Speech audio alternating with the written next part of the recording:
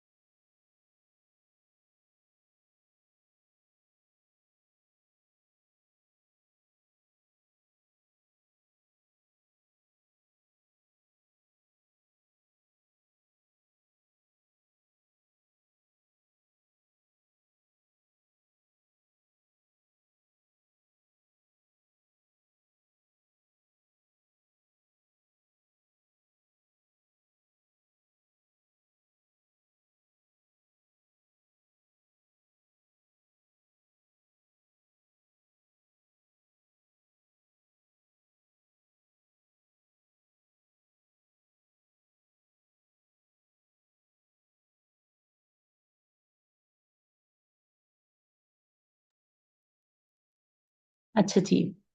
जब हमें ये समझ आ गई कि हमने once we are clear with our structure, ठीक है ना, जो भी ऑर्गेनाइजेशन स्टाइल है, उसके बाद हमने ये समझना है कि उसमें दरमियान में हमने क्या वर्किंग करनी है, कैसे पॉइंट्स को आपस में कनेक्ट करना है. ठीक है ना. जैसे आप किसी भी सफर पे जाते हैं तो रास्ते में साइन पोस्ट आते हैं, ठीक है ना, कि आगे इतने किलोमीटर रह गया ये चीज, या आगे शार्प टर्न लेफ्ट है, वट एवर. ठीक है ना, दीज आर साइन पोस्ट. तो सिमिलरली आपके पास भी जब आप प्रेजेंटेशन दे रहे होते हैं तो आपने अपनी ऑडियंस को कोई साइन पोस्ट साथ साथ देने होते हैं. ठीक है ना. चाहे वो वर्ड्स की फॉर्म में है या जेस्चर्स की फॉर्म में, जहां पे आपका आइडिया इजीली फ्लो करता है और लोगों को, आपके ऑडियंस को समझ आती है कि जो आपके इंपॉर्टेंट पॉइंट्स हैं उनके दरमियान क्या रिलेशनशिप्स हैं.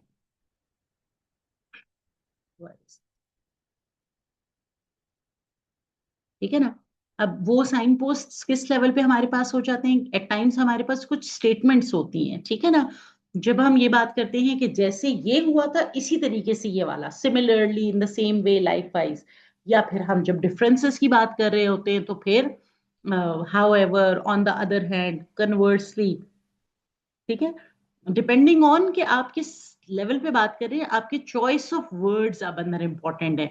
अगर सीक्वेंस है, जिसमें हमने जैसे डेमोस की बात की थी, कि फर्स्ट ये करना है, फिर सेकंड ये करना है, फाइनली ये करना है, या जब आप ये वर्ड्स के लेवल पे आपकी ट्रांजिशंस हैं, और नॉन वर्बल्स लेवल पे आपका डिपेंड ये करता है कि आप बॉडी लैंग्वेज कैसे यूज करते हैं. फॉर एग्जांपल, आप अपनी आवाज को ऊंचा नीचा करके कैसे यूज करते हैं, पॉजेस कैसे यूज कर रहे हैं, या बॉडी मूवमेंट को कैसे यूज कर रहे हैं, कि आप स्टेप फॉरवर्ड करते हैं, स्टेप बैक करते हैं, क्या कर रहे हैं.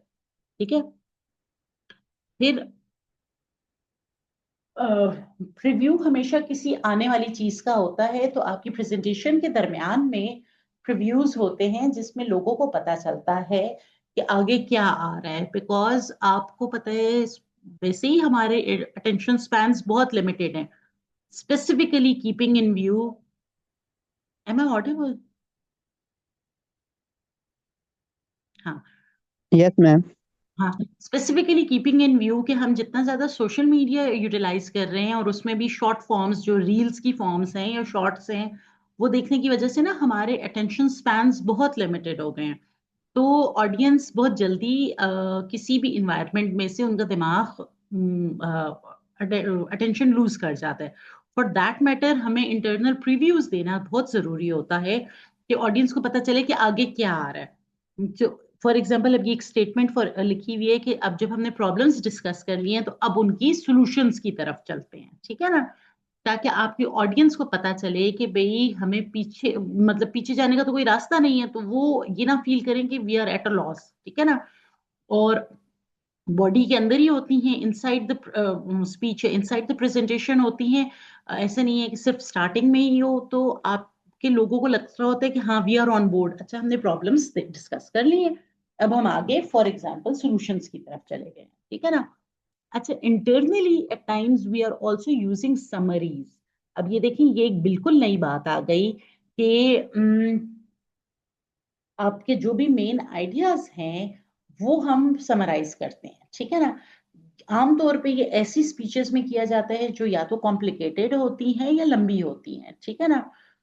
और ये कंबाइन भी की जा सकती है, ये तीन चीजें अलग अलग नहीं हैं बल्कि कंबाइन भी की जा सकती हैं, ठीक है ना। तो फॉर एग्जाम्पल आपने किसी चीज को पहले रिव्यू किया कि अच्छा जी, जस्ट टू रिव्यू कि हमने ये problem, problem one, problem two, problem three, ये हमने डिस्कस कर ली, अब हम सॉल्यूशंस की तरफ जाएंगे, प्रॉब्लम वन के सॉल्यूशंस की तरफ, एंड देन व्हाटएवर, ठीक है ना। सो उनको आप जो भी बात उन्होंने बताई है वो वंस अगेन वाइंड अप करके समराइज्ड फॉर्म में आप दे देते हैं ताकि उन वो थोड़ा सा उस चीज को एब्जॉर्ब कर सके, ठीक है। ये भी वंस अगेन आप डिसाइड करते हैं एज अ प्रेजेंटर कि मैंने कौन सी चीज यूज करनी है और कौन सी नहीं यूज करनी, और कितनी फ्रीक्वेंटली यूज करनी है। क्योंकि there is no clear cut A to G, यही तरीका फॉलो करना है, ठीक है ना। एज सिंपल एज जैसे चाय बनाने का कोई एक पर्टिकुलर तरीका नहीं है कि हर हाल में यही फॉलो करना है। जो मेरे लिए चाय है वो शायद आपके लिए दूध पत्ती हो, ठीक है ना। या आप में से कोई सेपरेट टी बन पीता है? पकी हुई चाय पीते हैं? Yes ma'am. बनानी आती है? यस मैम, आती है। बासत आपको आती है?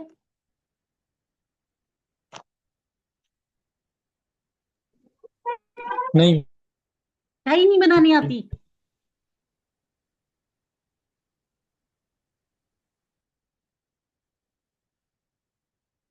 बासत।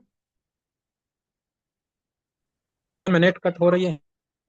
अच्छा, आप ज्वाइन भी किया हुआ, I am sorry I forgot. Okay, चले, विल कंटिन्यू, ठीक है ना। अच्छा जी, ये this is just an example of this I will share with you, तो आप जर्नली भी यू विल कीप इन वो कि भाई साइन पोस्ट्स कैसे यूज करते हैं लैंग्वेज में, ठीक है ना। This is just an example. अच्छा, once you are clear with things, तो अब आपने अपनी स्पीच को आउटलाइन करना है, पहले आपने उसकी आउटलाइन बनानी होती है, ठीक है ना। हम प्रिपरेशन आउटलाइन पहले डिस्कस करते हैं, फिर स्पीकिंग आउटलाइन डिस्कस करेंगे, ठीक है ना। एक रफ आउटलाइन है ये, बेसिकली प्रिपरेशन आउटलाइन का नाम रफ आउटलाइन भी है, ठीक है ना। जिसको हम पहले लिखते हैं और हम सोचते हैं, फिर उसके बाद once we are clear about it ना, फिर इसको रिफाइन किया जाता है। आप फुल सेंटेंसेस भी लिख सकते हैं, ठीक है ना। आप इसमें फाइनलाइज करते हैं अपनी तरफ से कि पर्पस क्या है इस प्रेजेंटेशन या स्पीच का, थीसिस स्टेटमेंट क्या है, जो मेन पॉइंट्स हैं, ये पॉइंट नंबर वन कौन सा होना चाहिए, थ्री कौन सा होना चाहिए, ठीक है ना। क्या सब पॉइंट्स अंदर आने चाहिए, किस किस्म का पैटर्न हमें यूज करना चाहिए, ठीक है ना। और ये सिर्फ प्लानिंग लेवल पे है, ये आपकी इनिशियल प्लानिंग है। फिर जब आप स्पीकिंग आउटलाइन की तरफ जाते हैं तो ये आपकी डिलीवरी लेवल की आउटलाइन है कि जो आपने फिर आगे डिलीवर करनी है, ठीक है। इन दिस केस बेसिकली ये ज्यादा शॉर्टर फॉर्म में होती है, ठीक है ना। और पिछले वाले से ही आपने इसको किया होता है, वर्ड्स आपके शॉर्ट हो जाते हैं, बुलेट पॉइंट्स में आ जाते हैं, पूरे पूरे सेंटेंसेस की फॉर्म में नहीं आती, ठीक है ना। इंट्रोडक्शन और कंक्लूजन्स जो है ना, वो क्लियरली आप पॉइंट आउट कर लेते हैं, ठीक है ना। और ये वो चीज है जिसको लोग अपने पास शॉर्ट कार्ड्स में, जो इंडेक्स कार्ड्स है ना, उनमें अपने पास लिखते हैं, और इंडेक्स कार्ड्स को नंबर किया जाता है, ठीक है ना। और इनको हल्का सा देख के बंदे को पॉइंट्स पता चल जाते हैं। हमारी केस में हमारे पास तो ज्यादातर पावर पॉइंट की आपकी स्पीचेस होती हैं, but if your speech is not on PowerPoint तो you can not always rely on your memory. Ideal case ये होता है कि आप अपने पॉइंट्स को बहुत शॉर्ट फॉर्म में लिख के अपने पास रख लें, ठीक है, ताकि उनको आप रेफर बैक कर सकें। इवन जब आपकी प्रेजेंटेशंस में थोड़ा सा आपका टाइम गुजर जाता है तो मैं सिखाती ही हूँ कि you can not depend on कि जिस वक्त आपकी प्रेजेंटेशन होगी उस वक्त लाइट होगी। There is a possibility projector काम ना कर रहा हो, फिर आपने प्रेजेंट कैसे करना है। तो आपके पास बैकअप प्लान के तौर पे आपकी स्पीकिंग आउटलाइन जरूर होनी चाहिए, ठीक है ना। जो once you have planned your things तो उसकी बेसिस पे आप करते हैं, ठीक है ना। ये आपके पास अब जरा सा ये इंडेंटेड इसलिए है ताकि आपको थोड़ी सी चीज समझ आ जाए, ठीक है ना। कि आपका जो भी चीज है, इंट्रोडक्शन है, फिर बॉडी में मेन पॉइंट क्या है, सब पॉइंट क्या है, फिर उसका सपोर्टिंग सब पॉइंट क्या है। अब ये यूजुअली ना एक एक वर्ड या एक एक फ्रेज लेवल पे हम लिखते हैं।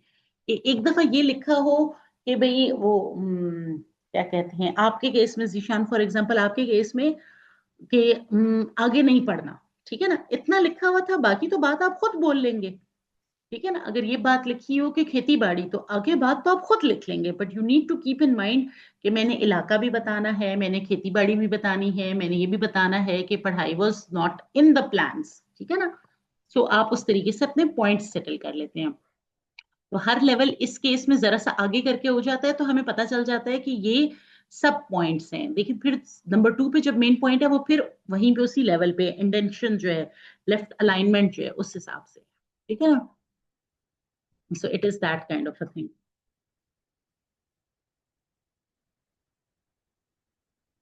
जो स्पीकिंग आउटलाइन है जो हमने पीछे बात की, वो आमतौर पे हम जरा सा बड़े साइज में लिखते हैं ताकि हमें आंखों के करीब ना लाना पड़े, जरा सा दूर तक, ऑलमोस्ट 1 फुट की स्पेस पे, जो आर्म्स लेंथ है, उससे हम वो पढ़ सके, ताकि हल्की सी नजर डाली और हमें नजर आ गया कि भाई अगला पॉइंट क्या था, इनकेस हमने देखना है।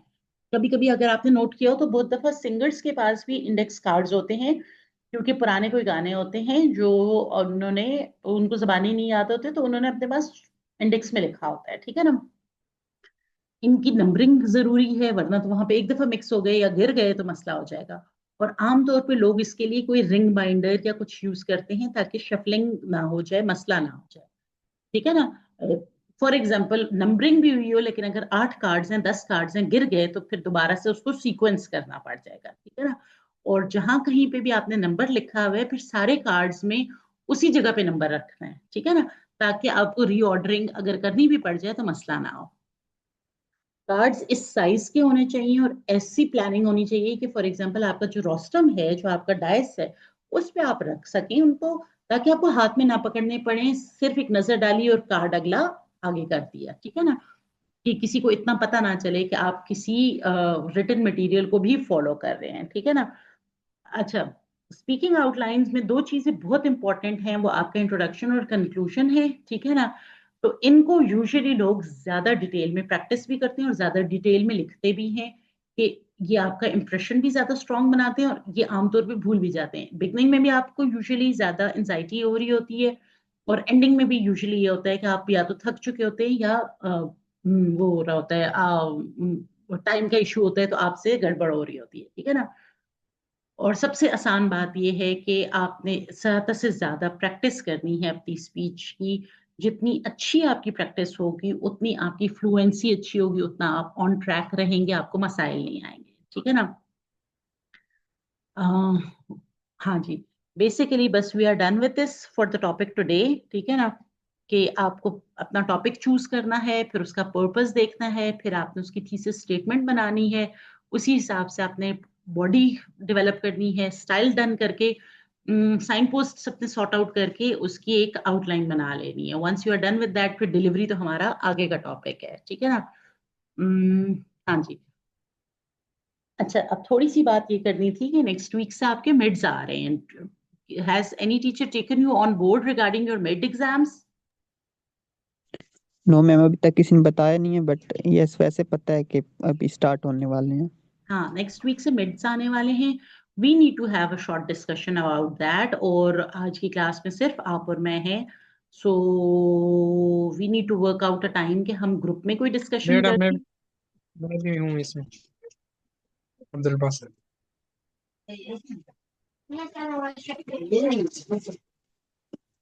बेटा मुझे पाँच समझ, दस के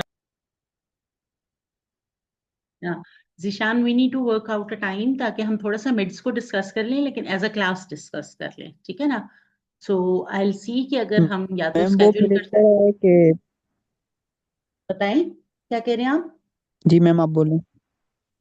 नहीं, मैम बस मैं आप। ये कह रहा हूँ कि ये फिर इसी यहाँ पर नहीं हो सकता क्योंकि इन लोग के इंटरनेट का भी ये लोग कहते हैं कि प्रॉब्लम है। और फिर ये इस तरह आसान है कि हम व्हाट्सएप ग्रुप में ही अगर बात कर लें तो वो फिर सब अपना पॉइंट ऑफ व्यू दे देंगे, या कोई चीज़ डिस्कस करनी हुई तो वहाँ पे इजीली हो जाएगी। ठीक है, I am good with that, ठीक है ना। मैं ग्रुप में फिर इंशाल्लाह शेयर करती हूँ, तो लेट्स वर्क अराउंड इट। और दूसरा ये कि चूंकि एक्सपेक्टेड ये था कि आगे क्लासेस शायद फिजिकल हो जाएंगी, लेकिन चूंकि अब ऑनलाइन ही चल रहा है, तो हमने अपनी असाइनमेंट्स भी अब आगे वर्कआउट करनी होंगी इंटरनल मार्क्स की। ठीक है, वो भी मैं ग्रुप में इंशाल्लाह शेयर करती हूँ। ठीक है ओके मैम, मैम, ओके। सही है। थैंक यू बेटा, thanks for today. Allah Hafiz. Okay ma'am, okay, Allah Hafiz. Allah Hafiz.